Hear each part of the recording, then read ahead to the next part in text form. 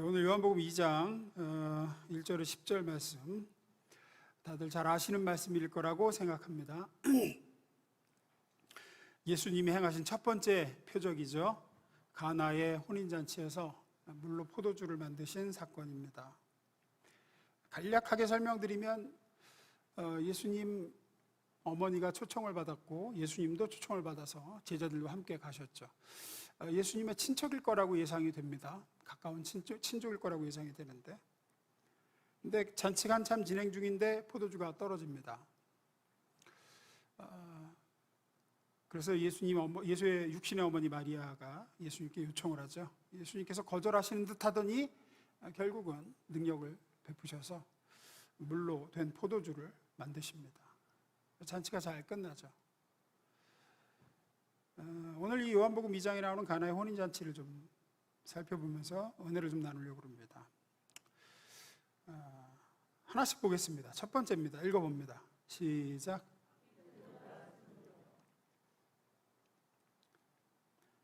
먼저 좀 살펴보려고 하는 것은 예수님께서 이 물로 포도주를 만드신 표적을 일으키시는 데 있어서 그 표적을 경험하게 하는 데 있어서 인간 측에서 요구되는 두 가지가 있어야 되는데, 그게 오늘 본문을 살펴볼 때는 믿음과 순종이었다는 겁니다. 하나님이 능력을 베푸시는데, 주님께서 표적을 일으키시는데 인간 측에 요구되어지는 게 믿음과 순종이다. 먼저 믿음을 보면 그 7절 보시면은 주님께서 명령하시더 예수께서 그들에게 이르시되 항아리에 물을 채우라 하신즉, 여기까지 채우니 주님께서 하인들을 불러서 항아리에 물 채우라고 하셨습니다. 그런데 이 물 채우라고 이 말씀을 하기 전에, 이 말씀을 하게 원래는 이제 거절하셨거든요. 근데 이 말씀을 하시기 전에 마리아가 먼저 하인들에게 말하라는 게 있죠. 그게 5절입니다. 읽어봅니다. 시작.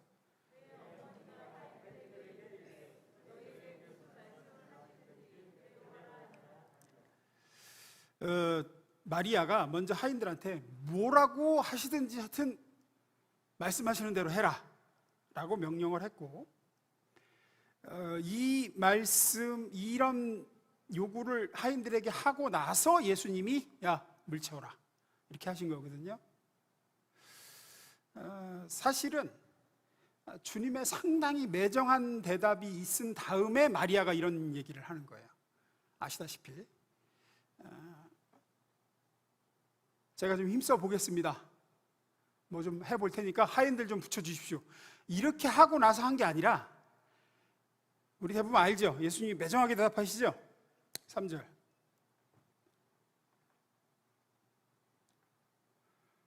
포도주가 떨어진지라 예수의 어머니가 예수에게 이르되 저들에게 포도주가 없다. 이거는 상황 설명이 아니라 뭐죠? 뭐 좀 어떻게 좀 해달라는 거죠. 예수님은 이미 알고 그러니까 이 마리아는 알았던 것 같아요. 예수님이 이미 이런 능력이 있다라는 사실을 다른 사람들은 모르지만, 뭐 어렸을 때 벌써 그 성전에서 학자들하고 막 얘기하고 뭐 사람들은 모르는 예수님의 능력을 이미 마리아는 알고 있었던 것 같습니다. 그러니까 어떻게 좀 해달라는 거야. 어떻게 좀 해달라. 너는 할 수 있지 않니? 뭐 이런 거예요. 이런 거. 여기에 대해서 예수님이 아주 매몰차게 얘기하시죠. 4절 있습니다. 시작.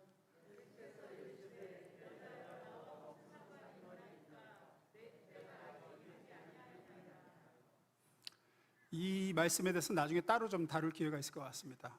상당히 이것도 어려운 말씀인데, 어쨌든 말씀만 놓고 보면 뭐예요? 노입니다. 노에서 한 감 더 나가서 그게 나하고 무슨 상관이 있는데 나보러 그걸 하라고 합니까? 완곡한 것도 아니고 아주 직설적으로 거절을 하신 거죠. 주님의 매정한 대답을 들은 마리아는 그럼에도 불구하고 어떤 기대를 꺾지 아니하고 하인들을 불러서 얘기한 거예요. 반드시 뭘 시키실 텐데 뭘 시키든지 그대로 해라. 여기서 우리는 믿음이 어떤 것인지 믿음의 한 부분을 우리에게 좀 보여주고 있습니다. 믿음은 뭐냐? 그럼에도 불구하고, 그러니까 기대할 것이 없는 상황상 볼 때 기대하기 어려운 상황임에도 불구하고 계속해서 주님을 바라보고 기대하는 걸 얘기하는 거예요.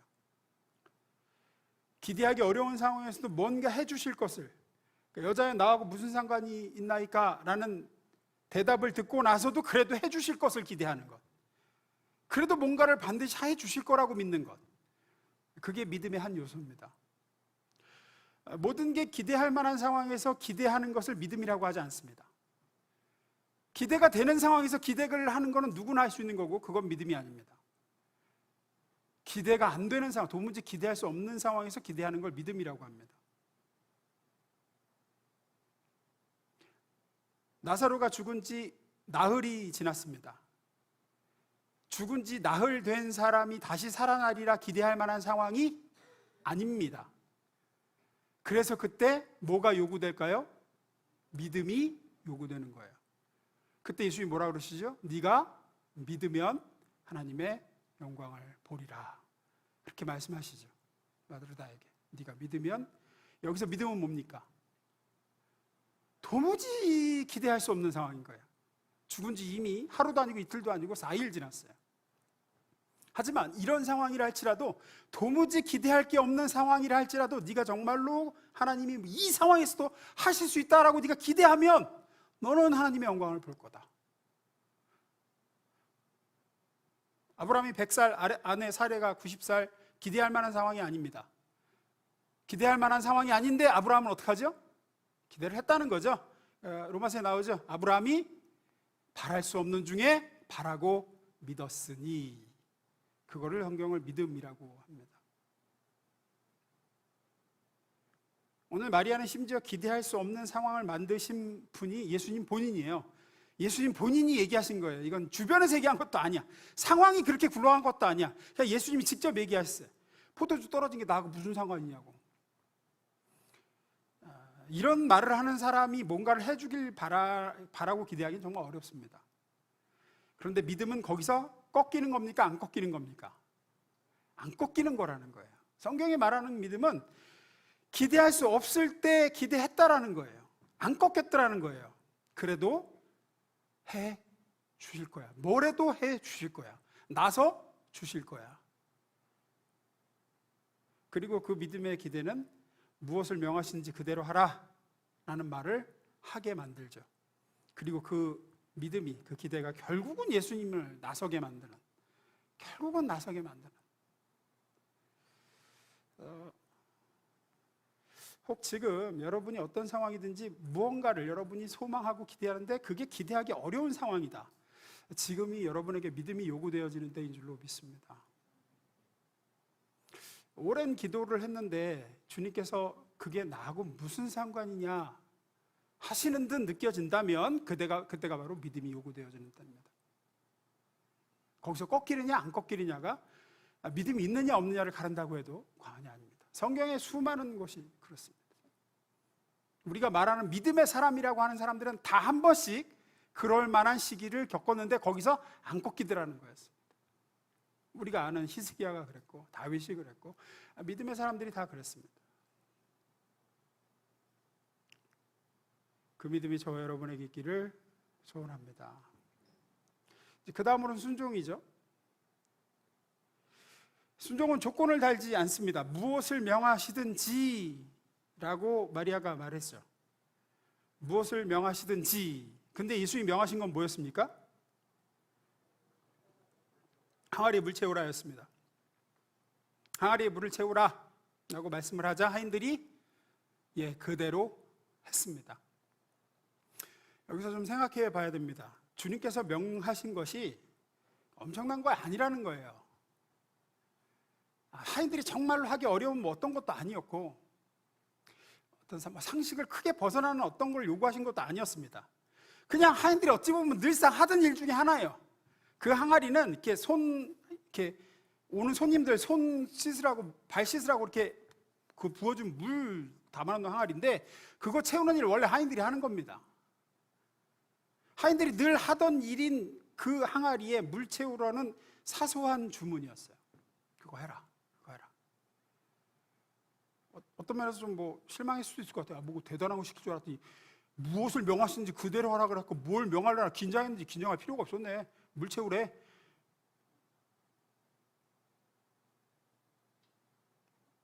주님은 너무나도 평범하고 하인들이 얼마든지 할 수 있고 그리고 사소한 일을 하라고 주문을 하셨습니다. 하인들은 했고 그리고 기적이 일어나죠. 우리가 주님이 우리 삶에서 일하시는 것을 보기를 원한다면, 하나님의 역사를 보기를 원한다면 뭔가 엄청난 걸 순종해야 된다고 생각하지 마십시오. 성령께서 우리에게 요구하시는 게 엄청나게 어려운 걸 하라고 요구하신다고 생각하지 마시라고요. 매일매일 삶의 자리에서 사소해 보이는 작은 일들, 그 일들에서 순종하지 않으면 그렇게 매일매일의 삶에서 성령의 음성을 따라서 주님의 뜻을 따라서 사는 일 없이 엄청난 일을 할 기회는 주어지지 않습니다. 그거를 함으로써 주님의 엄청난 역사를 보는 거지. 추우신가 보.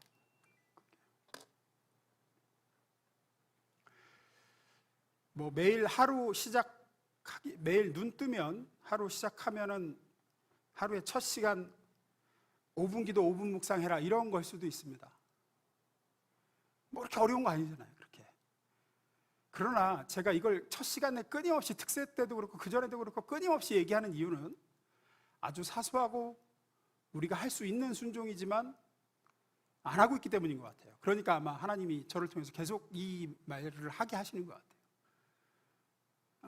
하인들이 늘상 하던 항아리에 물 채우는 일 같은 사소한 겁니다. 하루 첫 시간 내 시선을 제일 먼저 주님을 향하는 것.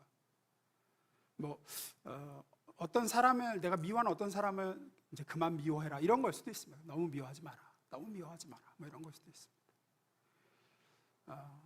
내 관심이 필요한 사람에게 좀 관심을 보여라 이런 걸 수도 있습니다. 하여튼 뭐 엄청난 게 아니라는 거예요. 그게 항아리 물 채우는 일입니다. 내가 할 수 있는 일이고 평범해 보이고 어떤 면에서 굉장히 사소한 일. 주님은 절대로 우리가 힘에 붙여서 하지 못할 일, 그런 것들을 하라고 하시지 않습니다. 우리가 할 수 있는 거, 일상적인 거, 쉬운 거. 7절, 8절.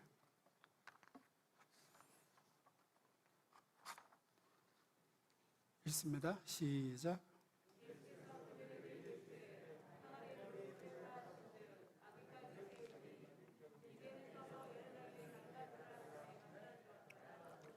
예, 물 채워라. 다 채웠니? 이제 떠다 줘라. 하지만 이 일을 하지 않았으면 물로 된 포도주는 절대로 볼 수 없습니다. 그 일은 일어나지 않았습니다.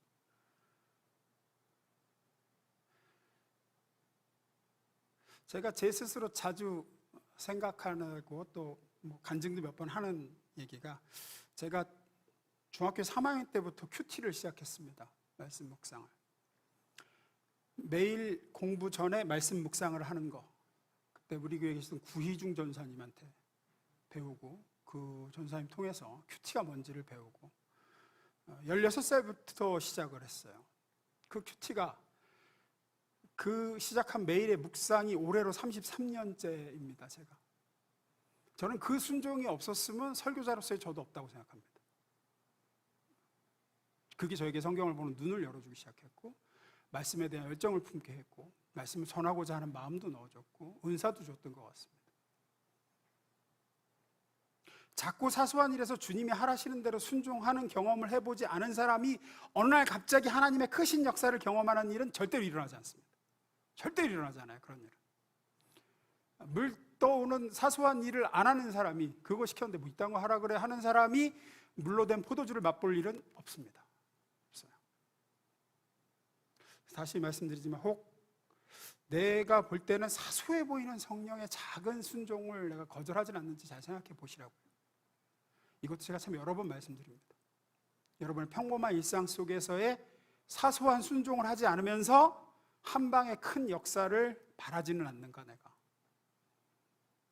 반대로 그토록 원하는 하나님의 역사가 일어나지 않는 건 내가 사소한 것에서 하나님의 말씀에 성령의 감동을 거부한 결과가 아닌가를 생각해 보십시오. 그리고 우리 알죠? 요한복음 2장 9절 제가 읽습니다. 연회장은 그 잔치를 책임지는 사람입니다. 연회장은 물로 된 포도주를 맛보고도 어디서 났는지 알지 못하되, 하객들도 다 맛보고도 그 포도주가 어디서 났는지 모르죠. 그래서 야, 이 집은 뭐 이렇게까지 맨 마지막에 더 좋은 포도주가 나오네, 뭐 이런 얘기도 하고 그러잖아요. 중요한 말이 나옵니다. 연회장은 물로 된 포도주를 맛보고도 어디서 났는지 알지 못하되 물떠온 하인들은 알더라. 연회장은 어디서 이렇게 좋은 포도주가 나왔는지 알 길이 없습니다. 그래서 연회장이 신랑을 불러서, 아니 보통은 좋은 포도주를 먼저 내오고 사람들이 취해서 이게 맛을 구분할 수 없게 됐을 때, 좀 많이 취했을 때 질 낮은 포도주를 내오는 법인데 어떻게 이렇게 좋은 포도주를 이제다 내오냐고 놀라면서 묻습니다. 그러나 신랑도 모르고 연회장도 모르고 아무도 몰라요. 누구만 안다 그러죠? 네. 어떤 하인들? 물떠온 하인들. 순종했기 때문이죠.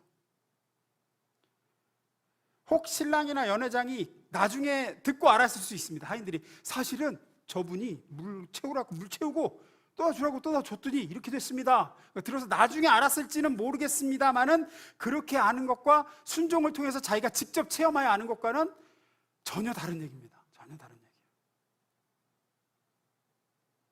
무슨 얘기냐? 하나님의 역사가 실제로 일어나도, 정말 기적이 일어나도 순종한 사람들만 그게 기적인 줄 알고, 또 그 역사를, 하나님의 기적의 역사를 맛보고 그 혜택을 다 누려도 그것이 감동으로 다가오고 이것이 정말 하나님의 능력이구나 라고 할 수, 이렇게 느낄 수 있는 사람들은 순종했던 사람들만 그래요. 여기도 그럴 겁니다. 만약에 우리 공동체에, 우리 교회에 어떤 정말 놀라운 하나님의 일이 일어나더라도 그것에 대해서 감동하면서 야, 정말 주님이 살아계시구나, 정말 이것은 하나님의 능력이다 라고 할 수 있는 사람은 뭔가 그 기적을 이루기 위해서 하나님이 말씀하신 그 전에 물떠오는 이 일들, 그런 순종들을 해온 사람만 알아요. 그리고 은혜를 받아요. 다른 사람들은 아마 신기해는 할 거예요. 야, 신기하다. 뭐 예를 들면 이런 거예요. 예를 들면은 정말로 믿음도 없고 정말로 신앙도 하나도 없고 그냥 뭐 억지로 끌려서 우리 교회 나오던 성도가 아니죠. 교인이 있다고 생각해 보십시오. 입만 열면 그냥 교회를 향한 회방을 얘기하고 그냥 예배자리에 앉아있긴 하지만 정말 그 교회에서 역기능적인 역할을 하는, 근데 어느 날 그 성도가 갑자기 변해가지고 정말로 눈물로 하나님을 찬양하고 막 앞에 가서 간증을 하고 내가 이렇게 주님을 뜨겁게 만났다고 그러면서 교회에 큰 일꾼이 됐다고 생각해 보십시오. 놀라운 일이죠. 기적입니다. 아마 다들 보고 놀라기는 할 거예요. 야, 사람이 저렇게 변했네. 하지만 정말로 그게 하나님의 역사인 줄 아는 사람, 정말로 그것이 감동과 하나님의 표적으로 보이는 사람은 그 사람을 위해서 끊임없이 중보하라 하시는 성령의 지시에 순종하여 그 사람을 위해서 계속 기도하던 사람일 거예요. 그 사람은 감격으로 오죠. 이거는 물떠온 하인이에요. 다른 사람은 봐도 놀라기는 해도 신기하기는 해도 그게 하나님의 역사로 보이지 않습니다. 순종하셔서 지금도 일하시는, 지금도 끊임없이 우리 삶에서 놀라운 표적들을 보여주시고 역사하시는 주님의 역사를 다 볼 수 있기를 주의 이름으로 축원합니다. 두 번째 읽습니다. 시작. 본문으로 다시 가봅니다. 3절입니다. 읽습니다. 시작.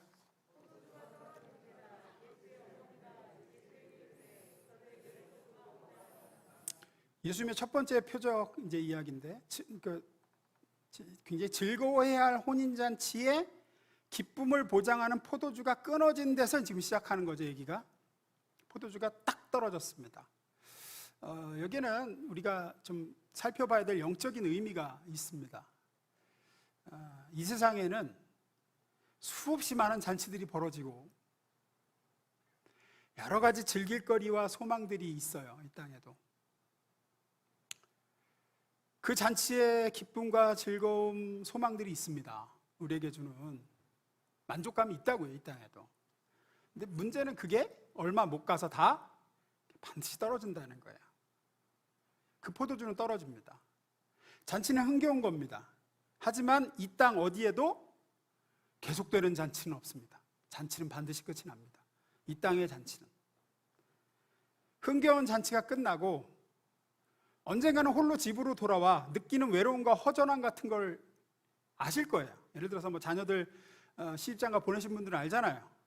인사하고 막 하고 그리고 다 끝나고 애는 이제 신혼여행 갔고 집에 왔을 때 그 느끼는 그 뭔가 말 못할 감정들,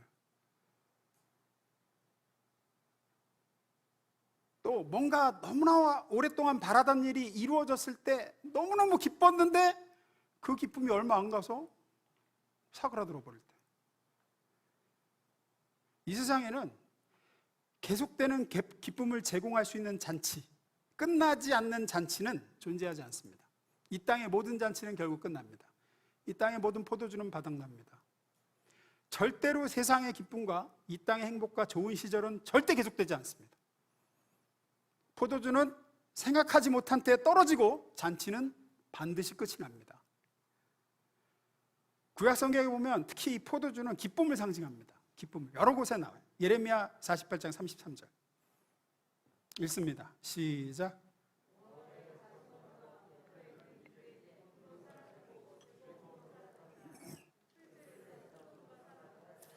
예, 이게 구약 히브리어의 굉장히 재밌는 자주 나오는 표현인데, 기쁨도 사라지고 즐거움도 사라졌다, 포도주가 사라졌다는, 기쁨과 즐거움은 곧 포도주예요. 성경에 나오는 포도주는 굉장히 기쁨과 많이 연결, 시편에도 여러 번 나와요. 주께서 내게 주신 기쁨은 새 포도주보다 낫다, 뭐 이런 표현, 곡식과 새 포도주의 기쁨보다 낫다, 이런 표현도 많이 나와요. 이사야 24장 11절 포도주가 없으므로 거리에서 부르짖으며 모든 즐거움이 사라졌으며 땅의 기쁨이 소멸되었도다. 포도주가 없으므로라는 얘기는 기쁨이 없다라는 거예요. 그래서 그 뒤에 이렇게 포도주는 곧 기쁨을 상징해요. 구약 이스라엘의 역사에서 포도주는 굉장히 많은 곳에서 포도주 이퀄 기쁨입니다. 따라서 여기 가나의 혼인잔치, 결혼식 잔치에서 포도주가 떨어졌다는 이야기는 뭐가 떨어졌다는 거예요? 기쁨이 떨어졌다는 겁니다. 다 됐다는 거예요. 인간이 제공할 수 있는 기쁨이 이제 다 됐다.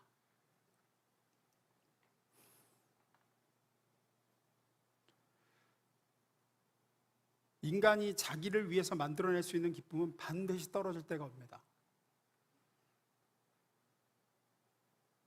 우리는 우리 스스로 절대로 계속해서 나 자신을 기쁘게 할 수 없다는 사실을 알아야 돼요. 성경의 선언이에요.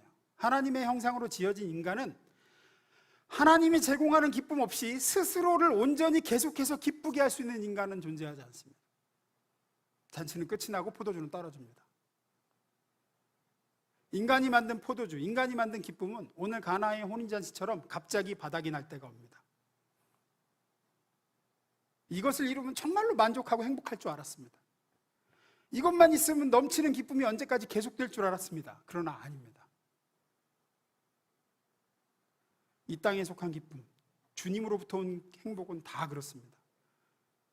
무엇보다도 죽음이라는 것이 그렇죠. 죽음이라는 것은 최종적으로 이 땅의 잔치가 끝나고 이 땅의 포도주가 바닥나는 때죠. 모든 사람에게 포도주가 바닥나는 날입니다.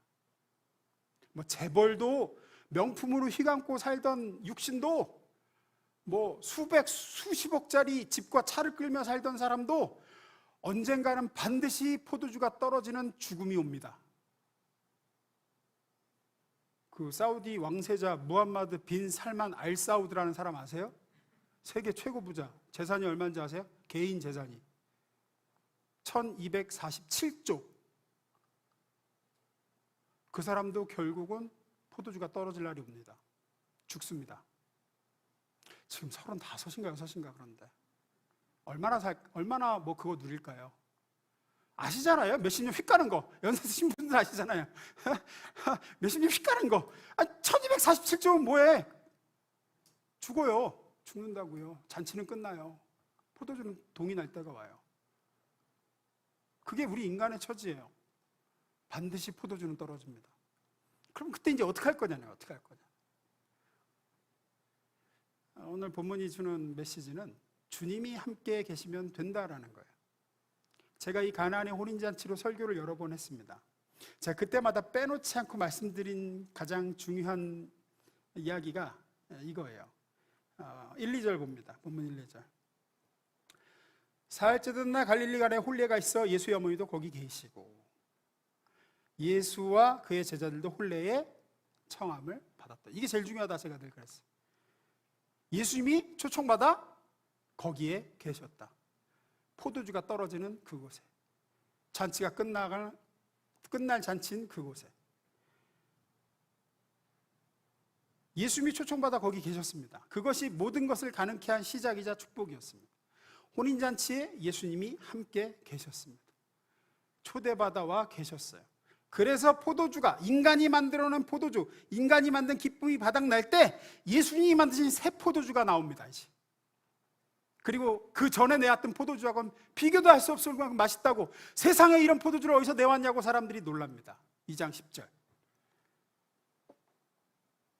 말하되 사람마다 먼저 좋은 포도주를 내고 취한 후에는 낮은 것을 내고는 그대는 지금까지 좋은 포도주를 들었도다. 아니 이런 포도주가 어디서 나왔냐? 말씀드렸듯이 세상의 모든 것들은 결국은 떨어집니다. 끝이 납니다. 불변하는 법칙 중 하나, 연력학 제2법칙, 엔트로피의 법칙, 제가 전에도 설명드렸죠? 엔트로피 법칙이 뭐죠? 더 나아지는 건 없다예요. 이 세상에 절대로 더 나아지는 거 없다. 질서에서 무질서로 가고, 고급 에너지에서 저급 에너지로 가고, 사람은 젊어서 늙는 노화로 가고, 모든 것은 좋은 것을 나쁜 것으로 흐르는 거예요. 그게 엔트로피예요. 더 젊어지는 사람은 없습니다. 말이 그런 거지. 아우 더 젊어지셨네. 말이 그런 거지. 관리를 잘해서 젊어 보일 수는 있어도 인간은 절대 다시 젊어지지 않습니다. 작년보다 올해 우리는 더 노화가 진행됐습니다. 새 차도 산 순간부터 낡기 시작합니다. 새 옷도 산 순간부터 헌옷이 돼가기 시작합니다. 이 땅에 있는 모든 것이 그렇습니다. 그것이 운명입니다. 하지만 오늘 본문이 얘기하는 건 주님을 초청하여 함께한 인생은 얘기가 다르다는 얘기를 하는 거죠. 얘기가 다르다. 이 땅의 포도주가 바닥날 때, 이 땅의 장막집이 무너지고 이 땅의 잔치가 끝날 때 더 좋은 새 포도주가 예비되어 있더라. 끝나지 않는 새로운 잔치가 시작되더라. 인간이 만들지 않은 기쁨이 주님이 만드신 기쁨의 포도주가 있더라 라는 얘기를 하는 거죠. 이 땅의 생명이 낡아지고 이 땅에서 누리던 모든 것이 동이 날 때 주님은 우리에게 이 땅에서는 맛볼 수 없었던 더 좋은 포도주, 주님이 만드신 기쁨, 새하늘과 새 땅, 이런 늙는, 날이 갈수록 늙고 노쇠하는 육신이 아니라 새 육신, 이 땅에서 맛볼 수 없었던 참된 기쁨과 만족, 그것으로 우리를 맞아주실 줄로 믿습니다. 그것이 예수를 초청하여 사는 인생의 소망이고 복이에요. 예수님이 그 잔치에 계시지 않았다면, 예수님이 없는 잔치였다면 포도주는 동일하고 그렇게 잔치는 끝이 났을 겁니다. 하지만 예수님이 거기 계시니까 끝난 줄 알았는데 잔치가 새로 시작하는 거죠. 새로 시작하는 거야. 아니 이런 포도주가 어디서 나왔어? 그리고 또 시작하는 거예요. 우리가 그럴 겁니다. 이 땅에 생명이 끊어지고 이 땅에 우리의 소망들이 끊어지고 이제 끝이구나 라고 하고 세상 사람들만 한 세월 잘 살았다 할 때의 새 포도주의 새 잔치가 시작될 것입니다. 그리고 그 잔치는 끝나지 않을 겁니다. 거기에 소망을 두고 그날을 바라보며 곧 동이 날 이 땅의 포도주에 목매지 마시기를 주임으로 축원합니다. 주님이 우리에게 제공하실 이 땅에서 사람이 만든 포도주가 아니라 하나님이 만드신 포도주, 사람이 주는 기쁨이 아니라 이제 하나님이 예비하신 기쁨은 특징이 있는데 충만과 넘침입니다. 이건 참 여러 번 나와요. 성경에서 주님이 제공하시는 복, 주님이 주시는 은혜, 주님이 하시는 일의 특성이 그래요. 이 표적에서 우리가 주목해 봐야 될 하나가 포도주의 양이에요. 양. 주님이 만들어 놓은 포도주의 양. 그냥 우리는 두세 통 드는 돌 항아리 그런다고 생각하니까 그냥 그런가 보다 하는데, 두세 통 들 때 그 한 통이 얼마냐? 34리터짜리예요. 한 통이. 그러니까 돌 항아리 하나에 두 통에서 세 통 들어간다는 얘기죠. 그러니까 돌 항아리 하나에 두세 통이라고 하면 돌 항아리 하나에 얼마가 들어가느냐? 68리터가 들어갑니다. 그 항아리가 몇 개 있었느냐? 돌 항아리가 6개가 있었으니까 대충 계산을 미리 제가 해드릴게요. 전체 만들어진 포도주 양이 대략 얼마냐? 613리터쯤 됩니다. 보통 와인 한 병이 750ml니까 한 와인병으로 따지면 800병이에요. 800병. 엄청나게 많은 양입니다. 성경에서 여기서 보여주고자 하는 게 뭐냐? 주님이 하시는 일, 주님이 주시는 기쁨, 주님이 주는 은혜의 특성이 뭐냐? 충만과 넘침이라는 겁니다. 주님은 절대로 부족하게 행하신 적이 없어요. 보리떡 5개와 물고기 2마리로 5,000명을 먹일 때도 주님은 정확하게 맞춰서 5,000명 먹을 양식을 만든 게 아니라 뭐라 그래요? 배불리 먹고 얼마 나와요? 12광줄. 광줄이 여러분 뭐 생각하세요 보통? 이런 거 생각하시죠? 여기서 말하는 광줄이 그게 아니에요. 사람, 성인 남자가 들어갈 수 있는 크기예요, 광주리가. 그래서 그 사도 바울이 그 다메섹에서 전도하다가 죽을 만하니까 그 광주리에 담아서 이렇게 내려온단 말이에요. 그거 12개 남았다는 거예요. 뭐 이렇게 많이 만드셔? 보여주시는 거예요. 보여주시는 거. 은혜를 주실 때 약간 부족하게 주셔서 기쁨을 주실 때 조금 모자라게 줘야 다음에 또 바라지, 이런 게 아니라 이건 내가 요만큼 했으니까 나머지 요만큼은 네가 채워라, 이렇게 하는 게 아니라, 시편 23편의 다윗의 고백을 아시죠? 내 잔이 넘치나이다. 흘러 넘치도록 부어주시는 것이 하나님의 은혜 베푸심과 하나님이 예비하신 기쁨과 만족의 특성입니다. 주님은 그저 대충 잔치 이제 끝날 때까지 이 정도면 되겠지, 이 정도의 포도주를 만들어 주신 게 아니라 다시 잔치를 처음부터 시작하고도 남을 만큼이에요. 이 양이 우리가 장차 맛볼 하나님 나라의 영광과 그 나라의 기쁨과 그곳에서 얻게 될 만족은 우리가 얼만큼을 상상하든지 무조건 그것보다 훨씬 크고 훨씬 좋을 겁니다.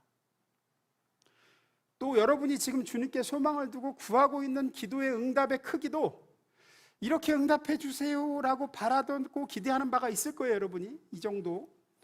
그러나 무조건 그것보다 더 크고 좋을 겁니다. 주님, 이렇게까지 구한 건 아니었는데, 이렇게까지 기대는 안 했는데, 이렇게까지 행복하길 바라진 않았는데, 일 거예요. 우리는 주님의 나라에 가서도 그럴 것이고, 주님이 일하실 때가 되면 그렇게 외칠 겁니다. 주님, 이 정도까지는 너무 많은데요. 너무. 주님 언제나 채우고 넘치게 주시기 때문입니다. 그러니 기도하실 때 낙심하지 마시고, 우리 아까 얘기한 대로 기대할 수 없는 상황이라면 그때가 믿음이 요구될 때입니다. 기도하십시오. 소망을 품으십시오. 인간은 다 포도주가 떨어진 잔치 같은 삶을 살고 있습니다. 얼핏 보면은 잔치가 열리는 것 같고, 뭐 이 땅에도 재밌는 것 같고, 즐거운 것도 많은 것 같고, 뭐 여행 가면 좋은 것 같은데, 진정한 기쁨은 없습니다. 곧 다 끝납니다. 그거 다 끝납니다. 인간은 자기가 자기를 위해서 만들어내고 연출할 수 있는 모든 기쁨의 포도주는 다 떨어집니다. 그러나 주님은 우리에게 말씀하십니다. 요한복음 10장 10절. 도둑이 오는 것은 도둑질하고 죽이고 멸망시키려는 것뿐이요, 내가 온 것은 양으로 생명을 얻게 하고 더 풍성히 얻게 하려는 것이라. 요한복음 15장 11절. 내가 이것을 너에게 이름은 내 기쁨이 너희 안에 있어 너희 기쁨을 충만하게 하려 함이라. 주님이 왜 오신 것이라고 말씀하시죠? 너에게 참으로 기쁨을 주려고 왔다. 이 땅에 그런 게 아니야. 이 땅에 내가 너에게 풍성한 생명을 누리게 하고 하나님의 기쁨으로 너를 채워주려고 왔다. 그 목적을 이루시기 위해서 십자가에 죽으시려고 오신 것입니다. 우리의 영원한 기쁨이 되실 주님이 주신 포도주는 사실 참 포도나무이신 주님께서 십자가에서 친히 흘려주신 보혈을 상징해요. 그래서 예수님이 주의 만찬 때 제자들과 이게 바로 너희를 위해 피다 포도주를 부어주시죠. 이게 바로 너희의 참 기쁨이 줄 포도주야. 이거는 목마르지 않을 거야. 이 포도주는 동나지 않아. 아버지 나라에서 다시 너희하고 이거 이제 마실 텐데, 그러죠? 예수님이 제자들에게 아버지 나라에서 다시 이걸 너희가 마실 텐데 그때 벌어질 잔치는 안 끝나. 끝나지 않는 잔치야. 주님께서는 그렇게 십자가에서 당신의 피로 우리가 누리지 못할 기쁨을, 곧 다해버리고 많은 세상의 기쁨이 아니라 하늘의 기쁨, 하나님의 기쁨을 우리가 누리고 살도록 우리를 부르셨고 우리를 위해서 피 흘리셨습니다. 그래서 천국을 예수님과의 혼인잔치로 묘사하는 거예요. 우리가 장차 참여하게 될 천국의 혼인잔치는 결코 포도주가 떨어지지도 기쁨이 다하지도 않을, 영원히 끝나지 않을 기쁨과 즐거움의 잔치가 될 것입니다. 우리는 이 땅에서 다들 여기 저 포함해서 다들 몇십 년 안에 다 이제 이 땅의 잔치 끝내고 이 땅의 포도주 끝내고 가실 텐데, 그때가 되면 주님이 만드신 포도주로 우리는 참된 기쁨과 만족과 늙지 않을 육신과 영원한 주님의 나라의 기쁨의 잔치에 함께하게 될 줄로 믿습니다. 이 예수님을 모셔야 됩니다. 그래서 우리의 인생의 잔치에 예수님을 초청해서 함께 해야 돼요. 그래야 우리 인생의 잔치가 끝날 때 그 예수님이 십자가에서 만들어 놓으신 새 포도주를 마시며 영생하는 거죠. 여러분의 사랑하는 자녀, 가족들, 아끼는 모든 사람들이 예수님을 초청해서 예수님과 함께하는 인생이 되어야 이 땅의 삶이 끝날 때 그들도 주님의 나라의 잔치에, 끝나지 않을 잔치에 함께할 수 있게 되는 겁니다. 모두 예수님을 초청할 수 있게 되기를, 그리고 이 땅에 없어질 포도주에 목매는 게 아니라 영원한 하나님 나라의 주님이 만들어 놓으신 기쁨에 소망을 두고 사는 저와 여러분 될 수 있기를 축원합니다.